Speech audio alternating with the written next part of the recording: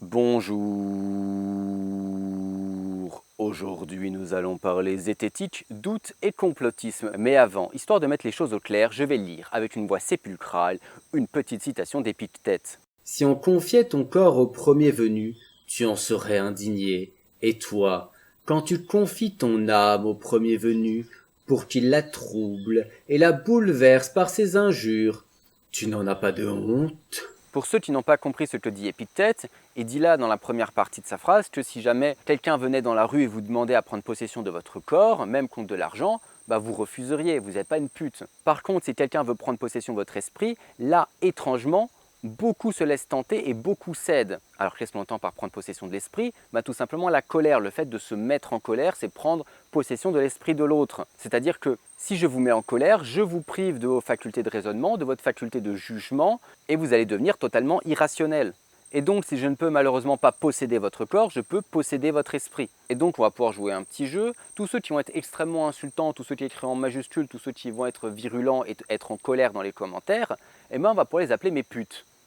Ça va être très drôle, je me réjouis. Blague à part, pour parler donc de zététique, de doute et de complotisme, je vais reprendre l'exemple de Notre-Dame de Paris. Parce que vous êtes sans doute pas sans le savoir, mais de nombreuses théories du complot circulent sur le fait qu'on nous cacherait le fait qu'il s'agisse d'un acte malveillant, et notamment d'un acte malveillant commis par des musulmans. Et en discutant avec certaines personnes sur Twitter, plusieurs choses sont revenues. La première chose qui est revenue, c'est le doute. On doute, on ne fait que douter. Douter, c'est sain. Douter, c'est la démarche de Descartes. Et quelque chose d'autre qui est revenu, c'est on ne fait que poser des questions. Et on va voir pourquoi ces deux assertions, elles ne sont pas vraies. Vous ne faites pas que poser des questions et vous n'êtes pas en train de douter et c'est pas très sain de douter comme vous le faites. Précision, avant que mes putes s'énervent dans les commentaires, je ne suis pas là pour vous dire si c'est un accident ou si c'est un acte criminel. Je n'en sais rien, je ne suis pas enquêteur. Je sais juste qu'une enquête pour incendie involontaire a été ouverte. Je ne sais rien de plus. Et donc, comme tout le monde, j'ai envie de savoir ce qui s'est passé et j'attends donc la fin de l'enquête qui va prendre un temps long qui n'est pas celui de Twitter, qui n'est pas celui des réseaux sociaux et qui est encore moins celui des chaînes d'infos en continu qui doivent débiter de la merde en continu pour maintenir le public éveillé. Et c'est là qu'on se rend compte que la société du spectacle, avec sa vitesse folle, est incompatible avec tout simplement une enquête ou une recherche qui prend réellement du temps. Mais revenons à notre doute. Pour parler de doute, je ne vais non pas invoquer Descartes, mais je vais faire une incantation pour invoquer un autre philosophe que j'adore, Ludwig Wittgenstein. Et ça tombe bien, il est dans ma bibliothèque, juste à côté de moi. Oh, il est là. Alors, Wittgenstein a écrit un livre qui s'appelle De la certitude, c'est son dernier livre qu'il a écrit juste 2 jours avant sa mort. Enfin, plutôt, il a fini de l'écrire 2 jours avant sa mort. Et dedans, vous en doutez, il parle de la certitude. Et Wittgenstein, il aime pas trop Descartes. Il trouve que la démarche de Descartes, elle est totalement incomplète. Et on va voir ça tout de suite. Qui n'est certain d'aucun fait ne peut non plus être certain du sens des mots.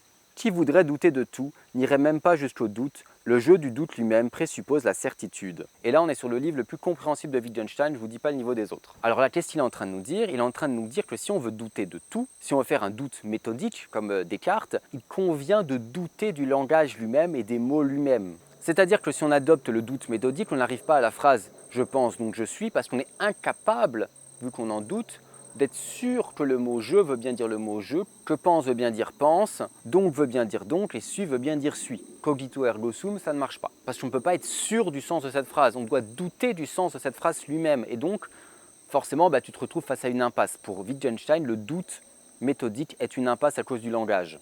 Et là, Wittgenstein, rien qu'avec cet aphorisme, vient de remettre à plat tout ce qui concerne le doute. Le doute présuppose la certitude du langage, la certitude que les mots qu'on va utiliser pour douter signifient bien ce qu'on pense qu'ils signifient. Mais Wittgenstein ne s'arrête pas là, c'est tout au début du bouquin, il va surtout se poser la question « quand est-ce que ça a un sens de douter ?» Pourquoi ne m'est-il pas possible de douter de ce que je n'ai jamais été sur la Lune? Et comment pourrais-je essayer de le faire? D'emblée, l'hypothèse que pourtant j'y serais peut-être allé me paraît oiseuse. Rien n'en découlerait, rien n'en serait expliqué, elle ne se rattacherait à rien dans ma vie. Et si je dis rien ne parle pour et tout parle contre, cela présuppose déjà un principe du parler pour et du parler contre. Autrement dit, il faut que je puisse dire ce qui parlerait pour cette hypothèse. Serait-il correct de dire « personne jusqu'à présent n'a ouvert mon crâne pour voir s'il contient un cerveau, mais tout parle pour qu'on y en trouve un, et rien contre ?» Mais peut-on dire également « tout parle pour que la table qui est là soit encore là lorsque personne ne la voit, et rien contre ?» En effet, qu'est-ce qui va parler pour cela? Et là, tout ça commence déjà à devenir extrêmement absurde.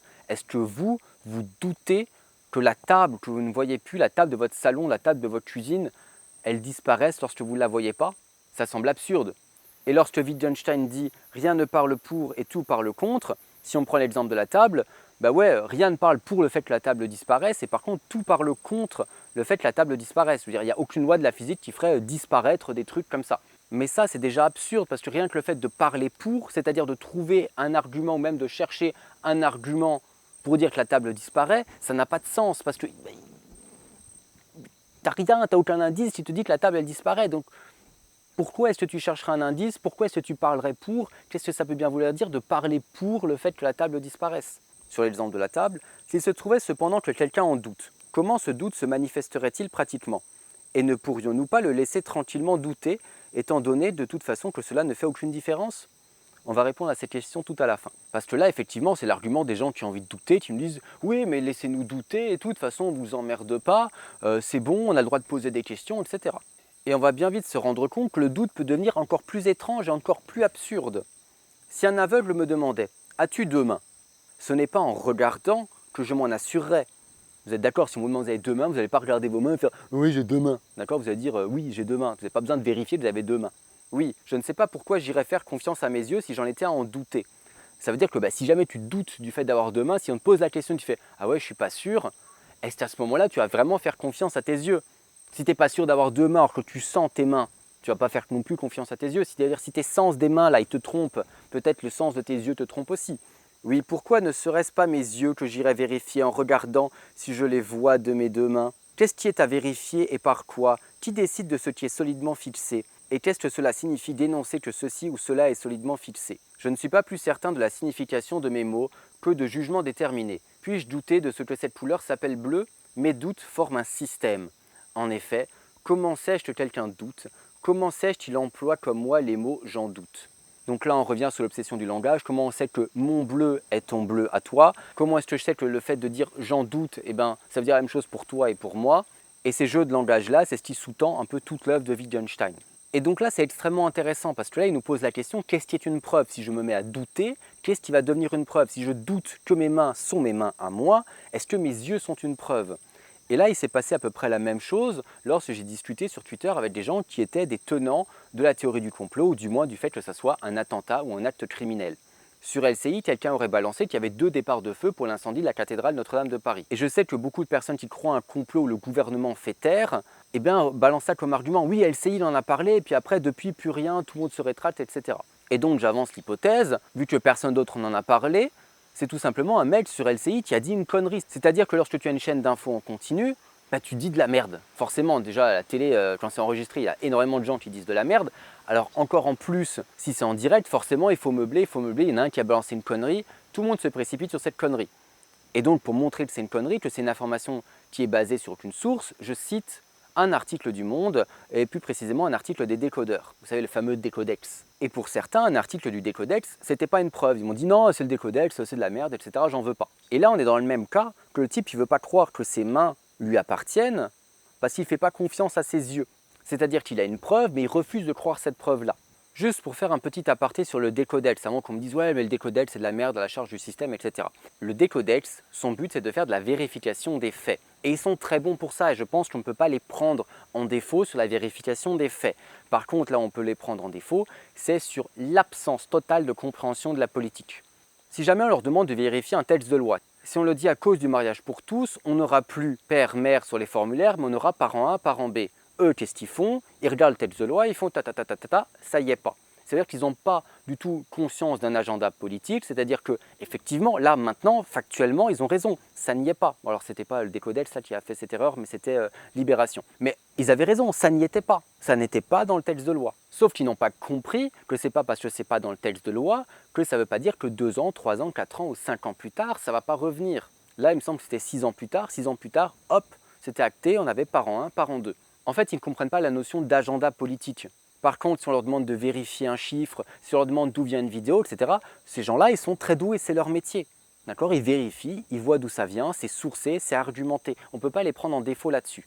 Et pour ceux que ça intéresse, Aldrus a fait une vidéo qui est sortie, il me semble, hier ou peut-être avant-hier pour vous quand vous verrez cette vidéo, sur justement les fake news et sur les limites de la vérification des faits. Mais pour en revenir à nos moutons, donc cette personne-là n'était absolument pas convaincue par l'argument du décodette. Donc elle était un peu comme ce type qui refuse de croire que c'est sa main parce qu'il la voit. Pour lui, ça ne suffit pas. Le décodette, s'il rejette cette preuve, comme le mec qui regarde sa main, il rejette cette preuve parce qu'il ne croit pas ses yeux. Et là, on est déjà un peu dans l'absurde. D'accord? Parce que clairement, on en se met à douter de trucs dont on ne devrait pas douter. On est d'accord que personne ne doute de sa vision. D'ailleurs, beaucoup de gens font bien trop confiance à leur vision. Par contre, les gens-là n'étaient pas en train de douter sur le fait que le mec d'LCI ait pu dire de la merde, mais bon, les gens ne remettent pas en question LCI. Tout comme les gens ne remettent pas en question les propos de l'architecte, encore une fois sur LCI, l'ancien architecte de la cathédrale de Paris, qui disait que non, le vieux chêne, ça brûle pas comme ça, et qui trouvait ça surprenant, etc. Là, les gens, ils y croient dur comme fer. Jamais ils vont remettre ça en question. Personne ne remet en question ce qu'il dit. C'est-à-dire que lorsqu'il dit qu'il n'a jamais essayé de faire brûler du vieux chêne, personne ne retient ça. Tout le monde s'en fout. Tout le monde dit oui, un architecte de Notre-Dame de Paris a dit que le vieux chêne, ça ne brûle pas comme ça, donc c'est criminel. Les gens ne vont pas douter. D'accord? Ça, les gens n'en doutent pas. Ceux qui ont envie d'y croire, ils sont à fond. Et attention, je ne dis pas que le vieux chêne, ça brûle comme ça. Hein. Même ça, là, ça brûle pas comme ça. Hein. Par contre, tu mets assez de chaleur et ça s'enflamme.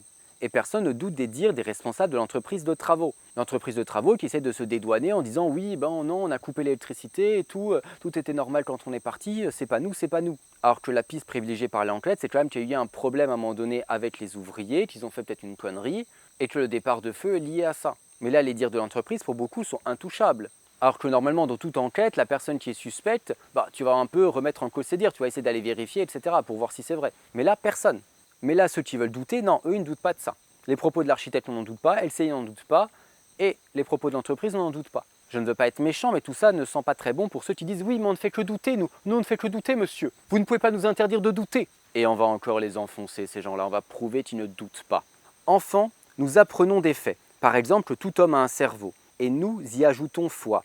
Je crois qu'il y a une île, l'Australie, qu'elle a telle forme, etc. Je crois que j'ai eu des aïeux, que les gens qui se donnaient pour mes parents étaient réellement mes parents, etc. Cette croyance peut ne jamais avoir été exprimée, et la pensée qu'il en est ainsi peut ne jamais avoir été pensée. Donc là, en gros, tu t'es jamais mis à réfléchir, est-ce que l'Australie existe vraiment, est-ce qu'elle a vraiment cette forme, etc. Non, tu crois ce qu'on t'a dit. Voilà, quand t'es gamin, tu crois ce qu'on t'a dit. L'enfant apprend en croyant l'adulte. Le doute vient après la croyance. J'ai appris une masse de choses, je les ai admises par confiance en l'autorité d'êtres humains, puis au cours de mon expérience personnelle, nombre d'entre elles se sont trouvées confirmées ou infirmées. Qu'est-ce qu'il nous dit là, Wittgenstein? Wittgenstein nous dit que lorsque tu es gamin, on te dit des choses, tes parents, l'école, je sais pas, l'église, te disent des choses, et après toi, tu vas confirmer ces croyances par ton expérience personnelle, par des lectures, par des rencontres, et à d'autres choses, tu vas te rendre compte qu'elles étaient fausses. Et donc là, tu peux te mettre à douter de ce qu'on t'a dit. Je vais prendre un exemple personnel, mon médecin traitant est homéopathe. Voilà, il est en métropole, c'est vous dire depuis combien de temps je ne suis pas allé chez le médecin. Et durant toute mon enfance, et même à l'âge adulte, j'ai pris de l'homéopathie. C'est-à-dire que j'ai pris des petits granules, j'avais mon traitement de fond, etc. Et bon, j'ai jamais vraiment posé de questions. Pour moi, c'était des médicaments comme les autres. J'avais aucune raison d'en douter. Mon médecin à qui je faisais confiance, qui me guérissait lorsque j'allais le voir, il me donnait des granules, donc je bouffais les granules. Et puis un jour, je me souviens, c'était le premier jour des vacances de la Toussaint en 2012. Je vais le voir parce que ça fait 1 mois et demi que j'en peux plus, que je suis malade comme un chien. Et puis il me donne des granules. Et là, il veut me vacciner contre la grippe avec des granules. Et donc là, stupéfaction. Et ma sœur qui était en médecine à l'époque, elle s'est vraiment foutue de ma gueule. Elle m'a fait genre, il va te vacciner avec des granules. Et là, ça a mis le doute en moi. Je me suis dit, en fait, ça se trouve, c'est des conneries. Donc après, je vois que c'est que du sucre et tu fais, ok, c'est bon, c'était des conneries, on s'est foutu de ma gueule durant toute ma vie. C'est-à-dire que j'ai d'abord cru en l'homéopathie. Ça, c'est important. J'ai d'abord cru en l'homéopathie, puis j'ai douté de l'homéopathie, et maintenant, je sais que l'homéopathie, ça ne marche pas. Du moins, pas plus qu'un placebo. Par contre, j'aimerais bien qu'on me dise à quel moment les gens qui sont là, ouais, on doute sur Internet, et fait, laissez-nous douter, vous êtes des fascistes à vouloir nous censurer, on veut douter. À quel moment est-ce qu'ils ont cru à la théorie officielle? Sachant qu'il n'y a pas, pour l'instant, de théorie officielle. On est d'accord, il y a une enquête en cours qui est ouverte pour incendie involontaire, où on suspecte que ce soit un problème lié aux travaux de restauration, et où le procureur de la République a dit qu'il n'y avait, pour l'instant, aucun élément qui menait vers une piste criminelle. À quel moment ceux qui se revendiquent à présent du doute y ont cru? Mais jamais. Donc ils ne sont pas du tout en train de douter. Ils n'y ont jamais cru. Enfin bon, tout ça pour dire que l'histoire de « on veut douter, laissez-nous douter », moi j'y crois moyen. Et on va voir qu'ils sont plutôt mal barrés avec leur truc, genre « on veut juste poser des questions ».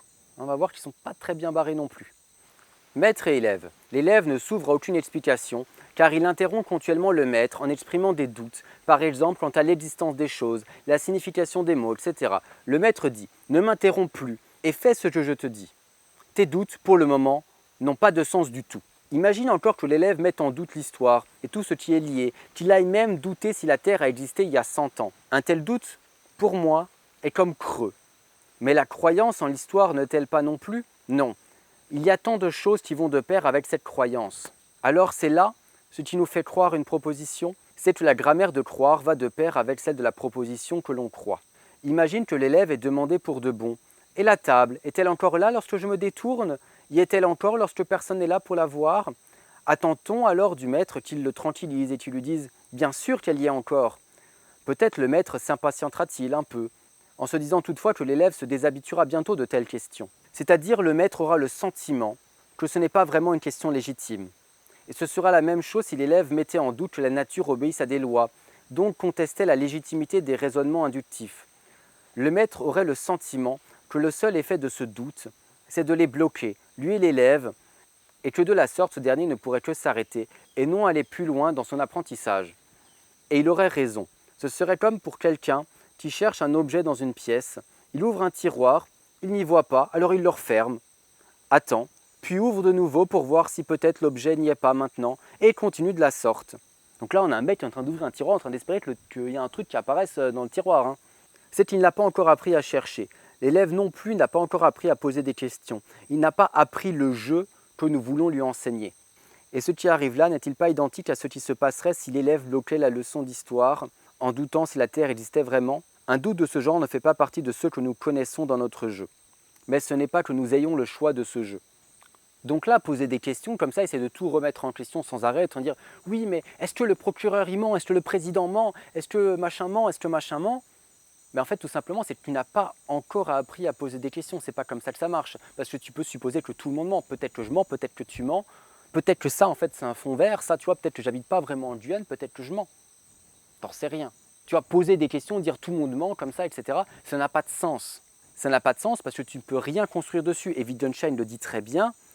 Mais ce n'est pas que nous ayons le choix de ce jeu. C'est-à-dire qu'on n'a pas le choix de jouer à ce jeu d'apprentissage où justement on doit bâtir quelque chose. Si tu te mets à douter de tout, à être là en train de dire « Oui, non, mais lui il ment, moi je crois pas que ça soit vrai », on ne peut plus rien faire. D'accord? On peut vraiment plus rien faire, ça ne marche pas. Donc tu es comme un gamin là en train d'ouvrir des tiroirs et attendre qu'il y ait un livre qui sorte. Eh, t'as un peu l'air con, non?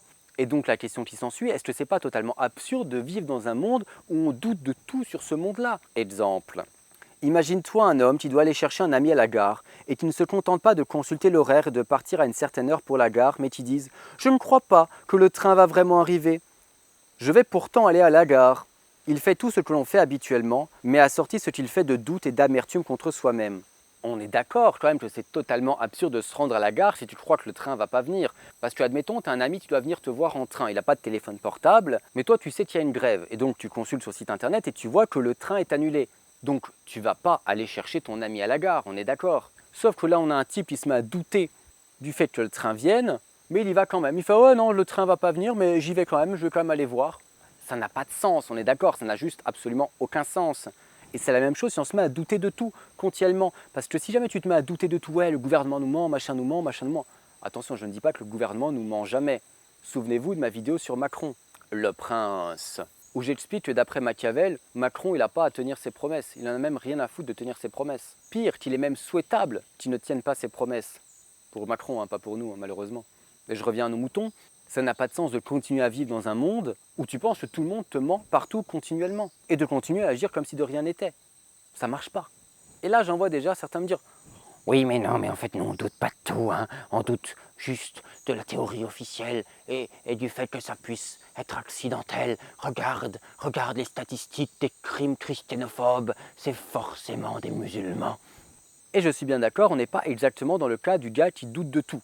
Puisque là, on n'est pas dans un cas où quelqu'un douterait de tout. Vous n'êtes déjà pas en train de douter. Vous ne remettez en question que ce qui va dans un seul sens. Ce qui va dans le sens d'un accident. Par contre, tout ce qui irait dans le sens d'une hypothèse criminelle, même si ça ne tient pas, par contre, vous y croyez dur comme fer. Et il est impossible de vous faire changer d'avis, comme je l'ai montré avec le coup du décodex. Le décodex dit que les 2 départs de feu sortent de nulle part, c'est que le décodex ment. Vous voyez où je veux en venir ou pas? Vous n'êtes pas là dans une démarche de doute cartésien, on est d'accord? Vous n'essayez pas de tout remettre en question, vous remettez en question ce qui vous arrange particulièrement. Et donc, vu que vous ne doutez pas, vu que vous n'êtes pas en proie au doute vis-à-vis d'une quelconque théorie officielle, vous, ce que vous êtes, c'est que vous êtes pétri de certitude. Et donc, vous ne pouvez pas vous targuer d'être honnête, de poser juste des questions qui sont donc forcément orientées, des questions rhétoriques. Mais surtout, n'oubliez pas, ce n'est pas le doute qui rend fou, c'est la certitude. Nietzsche.